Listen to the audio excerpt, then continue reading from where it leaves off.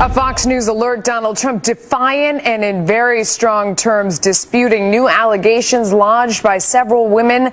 Hello, everyone. I'm Melissa Francis. Trump saying he has evidence to disprove the latest allegations against him, telling a crowd in Florida that the claims are all fabricated.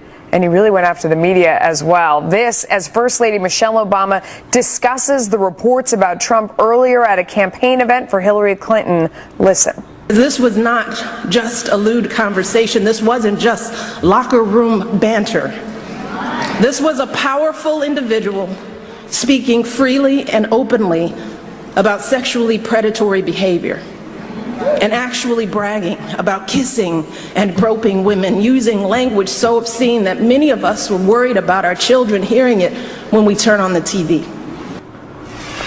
Senior national correspondent John Roberts is live in Cincinnati with more. A lot to cover today, John. Yeah, good afternoon to you, Melissa. Donald Trump will be here for a big rally at the big arena downtown here tonight, where it's expected that he's going to say much the same thing that he said just a short time ago in Palm Beach. And Donald Trump indicating and really firing a shot across the bow of the Clinton campaign and the American media that he's not about to take this lying down, that he is going to fight fire with fire. This is a guy who said that he had the media in his back pocket earlier in the campaign, now accusing the media of colluding with the Clinton campaign to try to take down his campaign and the movement that he has ignited across the country, basically saying that everything that's included in the New York Times article about the allegations surrounding these women and other articles that have been written in the last 24 hours are false, just a pack of lies. This is what Donald Trump said just a short time ago. These claims are all fabricated. They're pure fiction and they're outright lies. These events never, ever happened. In the last 24 hours, 4 women have come forward to say that Donald Trump touched them inappropriately. There was a People magazine article who said that, a People magazine writer rather, who said that Donald Trump tried to kiss her when she was doing an article on him and Melania at Mar-a-Lago. There was a photographer's assistant who said she felt Donald Trump squeeze her buttocks. There was a woman in New York who said that Donald Trump kissed her on the lips when he met her. And then there was that woman, Jessica Leeds, who said that back in the early 1980s, she was flying on a plane with Donald Trump, sitting in first class, when he reached over and groped her. The New York Times had some evidence from her in the form of a statement, actually videotaped it. Here's part of that statement. It was a real shock when all of a sudden his hands were all over me. I hesitate to use this expression, but I'm going to, and that is, he was like an octopus. It was like he had 6 arms. He was all over the place. Now, Donald Trump at that rally in West Palm Beach just a short time ago denied that any of this ever happened, in particular singling out Jessica Leeds to say that never happened. It was all a fabrication, and that he has evidence to refute that he will release, quote, at the appropriate time. His campaign also asked the New York Times to retract that article that included Jessica Leeds and said that they are preparing a lawsuit against the New York Times. The New York Times, in a letter back to the campaign, Melissa, said that they are not going to take down that article. They're standing by their reporting, saying, quote, nothing in our article has had the slightest effect on the reputation that Mr. Trump, through his own words and actions, has already created for himself. His campaign told me last night, quote, this is war. Clearly, it is. Yeah. Melissa? Wow, I would say. John Roberts, thank you for that. The alleged terrorist behind that bombing in New York City makes his first court appearance just minutes from now. Ahmaud Rahami will appear by video from his hospital room in New Jersey. He is accused of planting explosive devices in New York and New Jersey, including that pressure cooker bomb that detonated in Manhattan's Chelsea neighborhood. And he faces charges of attempted murder of 5 police officers.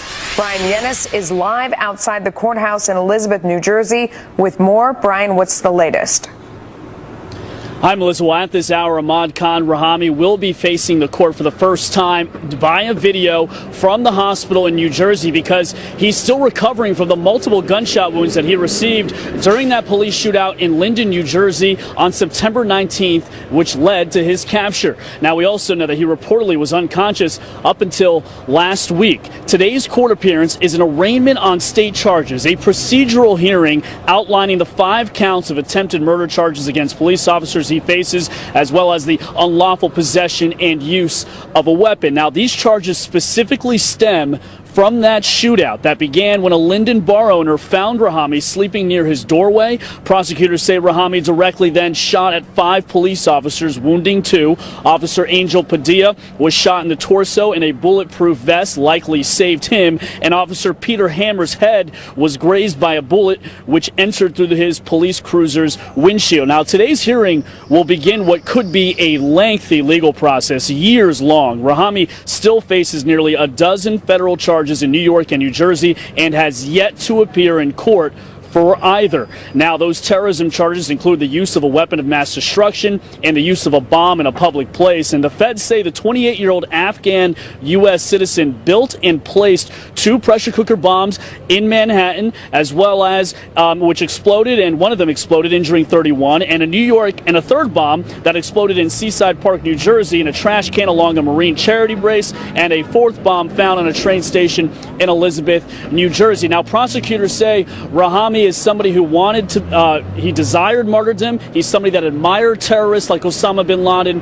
If convicted of federal and state charges, he faces a maximum of life in prison, no death penalty.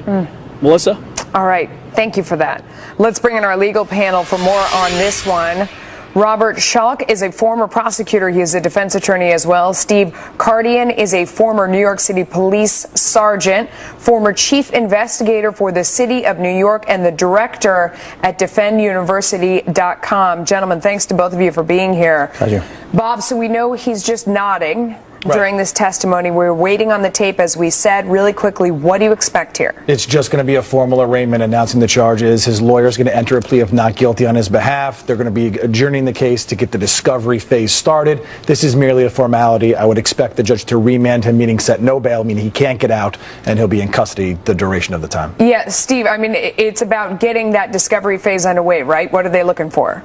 They're going to be looking for the information that was attained during the time that he was in custody when they evoked the Quarley rule. And same thing, just like Bob said, it's going to be a very quick proceeding, and they're going to put it off for all purposes until next time, and that'll probably be a month or 2 away. Yeah, and the discovery and the investigation, this is all about trying to figure out what affiliates did he have around, if any, right? What's the information they're after? Right, I mean, there was the article that came out that during questioning he blinked as a yes indicator that other people were involved. The question will now become whether his attorneys allow him to proffer any information or whether the authorities can get any additional information from him directly, because he has a right against self-incrimination. He doesn't have to speak anymore. He doesn't have to cooperate with them. Can they cue anybody else in on this without his words, without his cooperation? What do you think about that?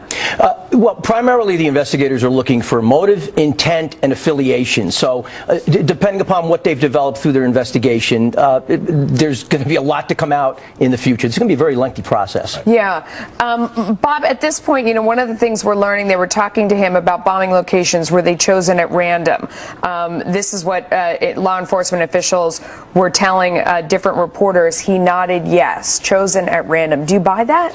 I don't. I think obviously he specifically chose a place in New York City where there's a lot of people late at night. I mean, it was nice weather. I mean, people walking around. I mean, if he was going to do this in some random location, why go to the biggest city on the East Coast and where there is a heightened sense of security? It makes no sense that it would be random, but maybe that's just his definition of it. Steve, at the same time, I mean, that block on 23rd Street, I used to live a block from there. I have walked there a million times. It is crowded, but there's nothing about it that makes it like this, you know, this would be an ideal location to set off this kind of a bomb. It almost makes you think that he did it at random. When we look at investigations, big and small, we know that that person that's under scrutiny, that the principal of the investigation, never tells the truth. We get partial lies, we get partial truths. We never get the full truth. Yeah, that's absolutely true. All right, guys, you're going to stick around for when we actually get that tape, and we're going to analyze it. In the meantime, thank you for your help. We appreciate it. Pleasure. Donald Trump lashing out at his female accusers as the deeply divisive presidential campaign campaign,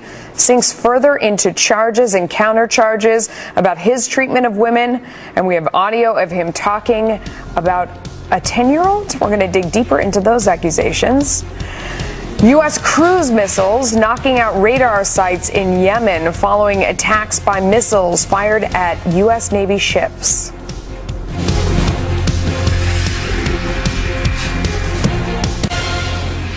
Donald Trump pushing back now as more women are coming out of the woodwork to make charges against him. Jessica Leeds says Trump groped and kissed her while sitting in first class on a commercial flight. That was back in the 1980s. Rachel Crooks says he kissed her years ago while waiting for an elevator at Trump Tower, where she worked for another company. Natasha Stoynoff is a reporter for People magazine. She claims Trump tried to force himself on her during an interview. Former Miss Washington Cassandra Searles claims he grabbed her backside and invited her to his hotel room. Meanwhile, Miss Teen USA contestants say that Trump saw them naked in their dressing room. And CBS has released a video of Trump saying that he would date a young girl 10 years later in the future when she was older. And a former Miss Arizona recalls Trump entering the contestants' dressing room. You're like a doctor. You're there. Yeah, the dress. Is everyone okay? You know, they're standing there with no clothes. Is everybody okay? And you see these incredible looking women. And so I sort of get away with things like that. To have the owner come waltzing in when we're naked or half naked in a very physically vulnerable position, and then to have the pressure of the the people that work for him telling us to go fawn all over him, go walk up to him, talk to him, get his attention. Who do you complain to? He owns the pageant. So there's no one to complain to. Everyone there works for him. All right, Trump tweeting earlier, the phony story in the failing New York Times is a total fabrication written by the same people as last discredited story on Woman. Watch. All right, Catherine Timp is a columnist for the National Review, a Fox News contributor. Bernard Whitman is a former Bill Clinton pollster and a CEO of Whitman Insight Strategies. Kat, I mean, the problem he has is that you heard it in that last thing about the Miss Teen USA pageant, is that he was on Howard Stern basically bragging that he did something like this, and then someone comes out and says he did it.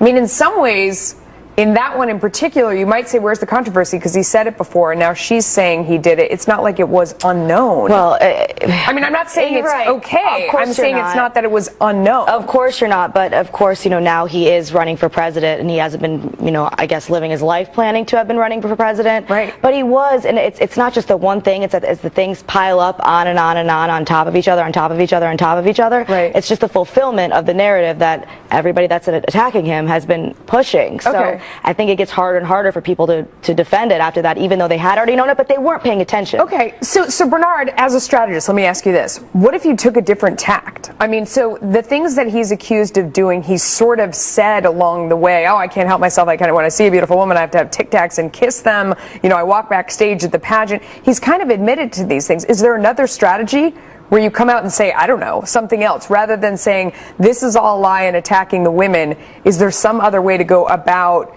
dealing with this in these days? Yeah, he could be honest and say, I am fundamentally unfit and unqualified to be president. No. I mean, in the hang on. I understand your disgust, and I totally get that you don't think he's qualified, and a lot of people think that he's not qualified. But if you were trying to defend, if you were trying to strategize for someone like this, what would you do? I take a line out of Jerry Falwell Jr.'s book, which I think his father's probably turning over his grave, to say he's a changed man, and to claim that suddenly he's a completely different person. Interesting. The fact is, I and millions of Americans actually happen to believe Donald Trump, the unvarnished, unscripted, unprompted Donald Trump, which is on all of these tapes. Yeah. You see, he's talking about bragging about sexually exploiting women and threatening them and intimidating them, and then you're having another 6 women today, I think by the last count, coming up and saying he actually did this. Granted, no doubt. Is there any chance that this backfires, Kat? I mean, this is another thing I've heard during the day, and I'm just trying to play out all the unobvious strategies around here.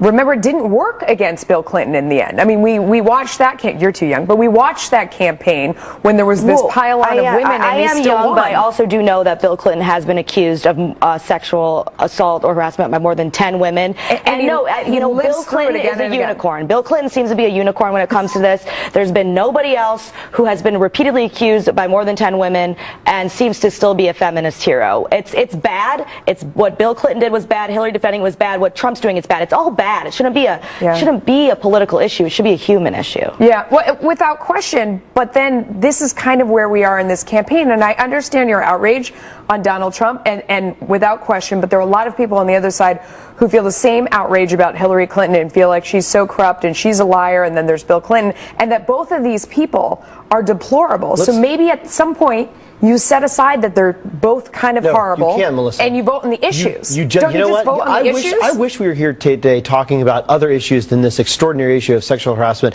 and sexual abuse and sexual predatory behavior. But we're not. You know, we could be talking about the fact that Donald Trump wants to give away $3 trillion to the rich, which was reported by the Wall Street Journal on Tuesday. Nobody's talking about it. Unfortunately, we're talking about character, and if you compare the two, you could elect the first woman president, or you could elect someone who has spent his life intimidating women. You're talking about denigrating to women in and of itself to say we should elect someone just because they're the first woman president. Donald Trump has a pattern of intimidation, not only of women, but of Latinos, of Muslims, of African Americans. So this is the latest thing. This is Trump on Entertainment Tonight. Remember, this was back in 1992. He's talking about a young girl. This is the one we were talking about in the beginning. I'm going to play it for you and let you, the audience, be the judge. Soon. Thursday night. You're going up the escalator? I'm going to be dating her in 10 years. Can you believe it?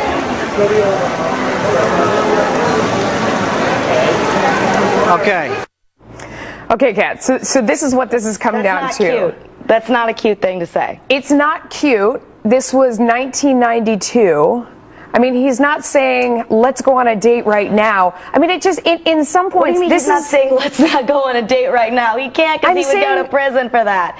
No, but it's, I understand what you're saying, where you're coming from, but this is a repeated pattern, just like so many negative repeated patterns that we see with Hillary Clinton. But you can't deny, you got the tape on the bus, you got this, you got all these women come out. You can't deny that he has he expresses at least these predatory tendencies towards women. Absolutely. That's why I say it himself. Absolutely. That's why I think Bernard's strategy is actually genius. You have to just come out and find religion if you want to get around it. This makes me want to throw up. And I was having a conversation yesterday with two Trump supporters who said, you know what was ultimately the death knell for their support of Trump? They're talking about his own daughter in a disgusting way, talking about how voluptuous she is in her early 20s. It's just not normal. I think a lot this is not of someone people that we want to be throw president up of the United at States. both of the candidates in the entire election. It's a whole different level of barf. It's different kind of barf, I guess. All right, guys. Thanks to both of you. Appreciate it.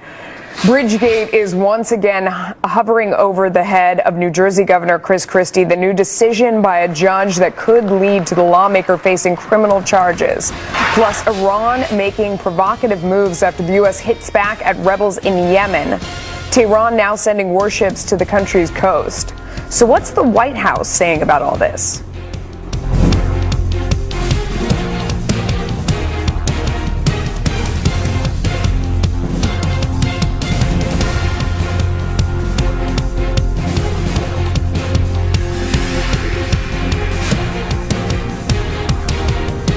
This program is brought to you by... The man accused of planting bombs in New York and New Jersey, Ahmad Rahami, just now appearing in court. This is our first look at Rahami since his arrest, facing a judge via video from his hospital bed where he is still recovering from gunshot wounds suffered in a shootout with police. His attorney has entered a not guilty plea on his behalf. Rahami still cannot speak and is communicating with police by nodding. Rahami is being held on a $5.2 million bail. All right, Bridgegate is not water under the bridge for New Jersey Governor Chris Christie, that's for sure. A judge today deciding there was enough probable cause to allow an official misconduct complaint to proceed. The prosecutor must now decide whether or not to charge him. Two former Christie aides are currently on trial. They are accused of orchestrating lane closures on the George Washington Bridge back in 2013 as a form of retaliation against the mayor of Fort Lee, where the bridge is, who did not endorse Christie's re-election bid. Christie has claimed that he had no knowledge of the plot. The situation off the coast of Yemen is quickly growing more serious. Iran now says it plans to deploy warships off the southern coast of the country. The announcement coming just hours after the U.S. carried out strikes against Iran-backed rebels in Yemen. White House correspondent Kevin Corke is live from the North Lawn with more on this story. Kevin. Hey there, Melissa. Always nice to talk to you. You're right. This is an unmistakable escalation. A pair of Iranian warships now deployed off the Yemeni coast, as you pointed out, and that is a direct response to U.S.-fired Tomahawk cruise missiles that destroyed 3 coastal radar sites in Houthi-controlled territory. White House officials describing those as limited in scope, with Principal Deputy Press Secretary Eric Schultz adding today that it was, quote, clearly a self-defense action designed to deter future missile strikes against U.S. assets in the area. A sentiment echoed today also by Pentagon spokesman Peter Cook just a short time ago. Those who might threaten U.S. forces should recognize that we will not tolerate threats to our people. We will respond if our forces come under fire. Now, for you folks at home who may not be aware of who's actually backing whom in the region, we've talked a great deal about Syria being backed by the Russians, specifically the Assad regime. Well, in Yemen, it's actually the Iranians who are backing the Houthi rebels. They could not fire these missiles without the help of the Iranians. That's the whole thing about this thing. It ought to be driving everybody nuts. That's the bottom line. Okay. Houthi rebels wouldn't be able to do it. The colonel was clear that if U.S. forces are attacked or in any way endangered by forces, be they Iranian or others, we'll certainly respond quickly and severely. But at this point, it certainly bears watching very carefully, and that's something we'll be doing from our perch here at the White House. Melissa? Absolutely. Kevin Corke, thank you. So why is Mitt Romney, the former Republican presidential nominee, suddenly trending on Google? And it's not getting any better for Hillary Clinton campaign chairman John Podesta as WikiLeaks releases another batch of emails, another one, revealing even more embarrassing remarks. Here's Donald Trump earlier this afternoon. They will lie, lie, lie, and then again, they will do worse than that. They will do whatever's necessary. The Clintons are criminals. Remember that. Look at some headlines right now. 21 schoolgirls taken by Boko Haram terrorists in Nigeria back in 2014 are now free. Nigeria's government getting them back in a prisoner swap. Nearly 200 girls, however, are still missing. Hurricane Nicole is now a powerful Category 3 storm and is barreling through Bermuda with sustained winds of 125 miles per hour. Forecasters say it poses no risk to the U.S.'s east coast. And the NTSB says the brakes for that New Jersey transit train that crashed on September 29th, they were working properly at the time. They also say the engineer was fully rested but has no memory of the crash.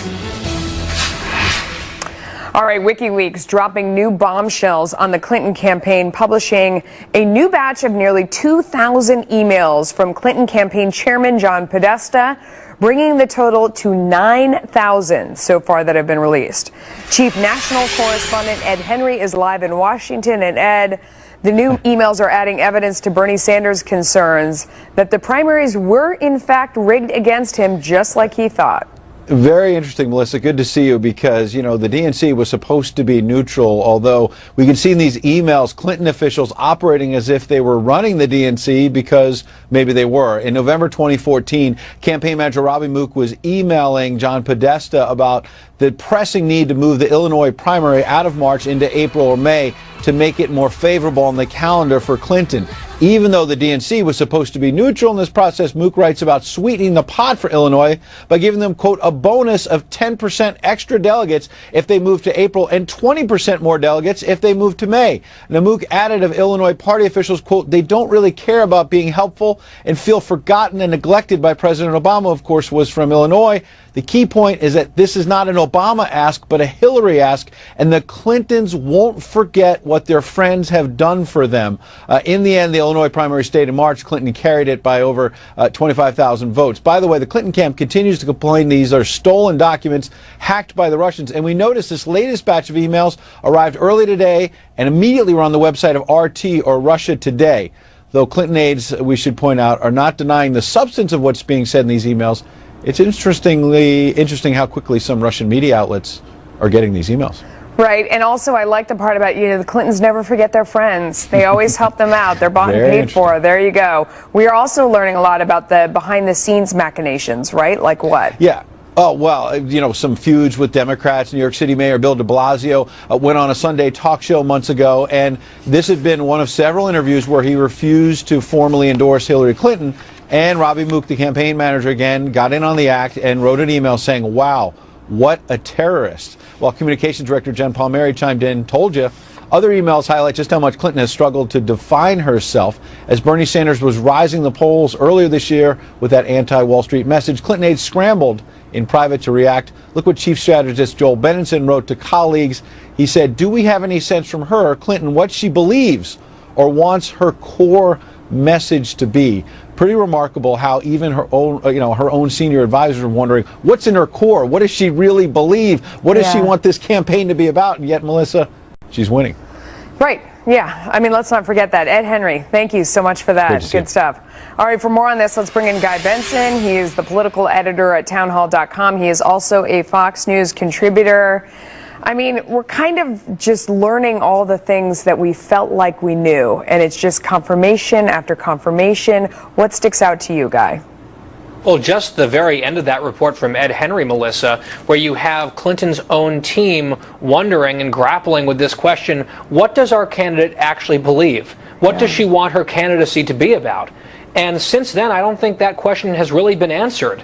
For most Americans. She talks about stronger together. Her whole campaign is basically, I'm not Donald Trump, which might work out for her. Right. But in terms of what this woman actually believes and who she is, even her own closest advisors were scratching their heads on that. No, and also, like, we just keep hearing just the condescending and pejorative and insulting terms in which they treat the people that they're about to reach out to and ask for help and ask for votes, and how they really feel about everybody. I mean, the subject line, that John Podesta email where he says, needy Latinos and one easy call. That's the subject line, and they're talking about people that it would make sense to reach out to. And he talked needy Latinos. I mean, I'm sure Latinos everywhere must love to be lumped together in a group like that. And they talk about Bill Richardson. Richardson is still on TV a lot, especially on Univision and Telemundo, and notwithstanding the fact that he can be the D word. I mean, I don't know. It's worth getting him in a good place. It's 2016, Melissa. You can say anything. Yeah, apparently. I don't know. I can. I never know when my kids are watching or not. I also like the one where they talked about she rocked it, and they're talking about the Andrea Mitchell interview. Everyone wants her to apologize, and she should, but apologies are like her Achilles heel. She didn't seem like a B word in the interview, and she said the word sorry. I mean, Guy, to me, this makes me feel like, number one, I don't ever want to be in politics. I don't ever want to talk this way about the person that I'm working for, and I don't want people talking about me like this. How does it make you feel? Well, some of it I think is sort of standard routine campaign stuff. It's not helpful, but it probably won't move votes. It feels more like gossip than anything else. To me, the stuff that is more significant, all the stuff that we've been hearing about and the exchanges about Catholics, faithful Catholics, evangelicals. They talk about evangelicals as if they're some sort of foreign species, which may be the case in some elite lefty circles, unfortunately. Right. And then, to me, the biggest stuff is what was in those Hillary Clinton Wall Street speeches that she still refuses to put out in public, where she was talking out of both sides of her mouth, telling rich bankers who were paying her lots of money one thing on immigration, on trade, on energy, and then primary and now general electorate voters something very different. Right. So two overriding themes that kind of unify all these emails, if we want to boil it down for everybody out there who's getting overload. One of it is we take care of our friends. I mean, we heard that in their other one. Tell them if they stand up for Hillary Clinton, she remembers, she will return the favor later. And by the way, especially, you're right, but especially friends who've given us money to the Clinton Foundation in places like Haiti. Absolutely, donors. And then the other thing is just this idea again and again that she and the campaign are completely two-faced, that they say one thing in private and feel one thing, and then they say something else to the face of the people they're asking for help and to the public, and she even cops to that. You have one face out, and then the other face is how you actually feel. It confirms how people feel about Hillary Clinton. You just have no idea what she really thinks, believes, or will do. You have no idea. It's almost as if she's a shape-shifting, self-serving liar, Melissa. Yeah. I mean, that sort of hits it on the head. So, but this isn't necessarily new for voters out there. Those two themes, does it have an impact? I think it probably does, the same way that the Trump tapes had an impact. These people already, both of them, Trump and Clinton, had very high negatives. People had problems with them. When stuff comes out that was not meant for public consumption necessarily, that confirms the worst impressions that people have of them, that causes people to dig in and say, all right, I have this person figured out. There's a reason why they have unfavorable ratings that are the highest of two people really to ever run as major party nominees. Amazing. Guy Benson, always great. Thank you. Thank you. Polls show that neither Hillary Clinton or Donald Trump are very popular among voters. We were just talking about that, and it shows.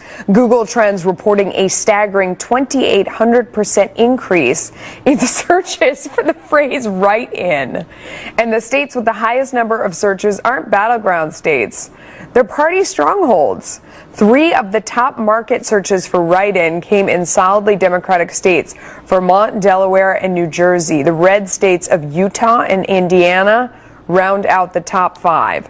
Searches for write-in Bernie Sanders spiked nearly as much, while write-in Mike Pence grew 2,400% over the past week. But the results differ by state. In Utah, for example, where Clinton and Trump are in a virtual tie right now, searches for Mitt Romney write-in have jumped 4,000%.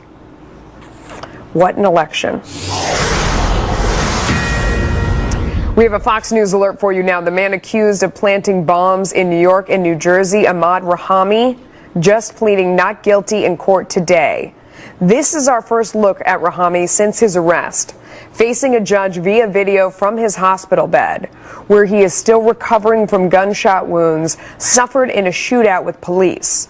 His attorney has entered a not guilty plea on his behalf. Rahami still cannot speak and is communicating with police by nodding. Rahami is being held on $5.2 million bail. Legendary singer and songwriter Bob Dylan can add another accolade to his list of accomplishments.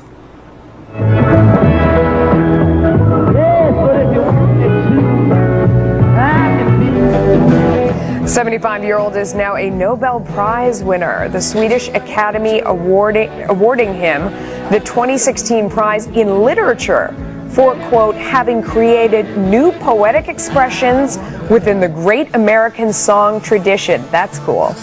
It is the first time someone seen primarily as a musician has received this award. Hillary Clinton answering questions under oath about her private email server in response to a high-profile lawsuit. What will her responses reveal about the ongoing controversy? Plus, Samsung pulling out all the stops to get you to turn in your Galaxy Note 7 phones before they explode. What the embattled company is doing now to give customers an extra incentive. On the Fox News deck, much more ahead on the defiant response from candidate Donald Trump to accusations that he groped and kissed women without their consent, sexual assault. Plus, new polls show support for the Republican nominee is plummeting in key swing states. There's even word that a third-party candidate could beat him in Utah, one of the most traditionally red states in all the nation. Lots of news ahead. Top of the hour on Shepard Smith Reporting. We'll see you then.